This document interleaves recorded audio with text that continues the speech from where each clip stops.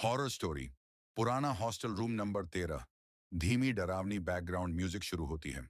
हवा की सरसराहट सुनाई देती है।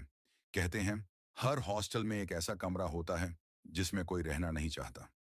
Room number 13 Saint Joseph College का वही कमरा था। 3 साल पहले वहां रहने वाला छात्र रवि एक रात रहस्यमय तरीके से गायब हो गया था। कहा जाता है उसके जाने के बाद से उस कमरे की दीवारें रात में खुद सांस लेती हैं। नया सेशन शुरू हुआ था। राहुल, एक नया स्टूडेंट, हॉस्टल में शिफ्ट हुआ। बाकी सारे कमरे फुल थे, तो उसे दिया गया रूम नंबर 13। वार्डन ने चाबी देते हुए बस इतना कहा, अगर रात में कोई दरवाजा खटखटाए तो मत खोलना। राहुल हंस पड़ा, अरे भूत वूत नहीं होते सर। रात के 12 बजे के बाद हॉस्टल में सन्नाटा फैल गया। लाइट्स बंद, सिर्फ पंखे की घूम घूम की आवाज। पहली रात करीब 1 बजे राहुल की नींद खुली। किसी ने दरवाजे पर धीरे धीरे खटखटाया। थक थक थक। वो उठा, बोला, कौन है? कोई जवाब नहीं। वो पास गया तो दरवाजे के नीचे से काले पानी जैसी परछाई बहती दिखी, जैसे किसी के पैरों से खून टपक रहा हो। राहुल ने हिम्मत करके दरवाजा खोला।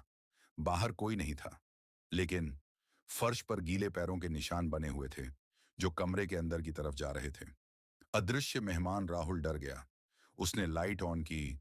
कमरा खाली था, पर खिड़की के शीशे पर कुछ लिखा था, वापस मत देखना।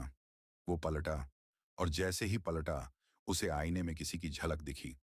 आईने में उसके पीछे एक काला साया खड़ा था, जिसकी आंखें जल रही थीं। वो चीख पड़ा, लेकिन अगले ही पल आईना फट गया और अंदर से रवि की आवाज आई, अब मेरी बारी खत्म, तेरी शुरू। अगली सुबह सुबह वार्डन ने कमरा खोला। अंदर राहुल नहीं था, बस दीवार पर लिखा था, मैं अब यहीं रहूंगा। उस दिन के बाद से रूम नंबर 13 फिर बंद कर दिया गया।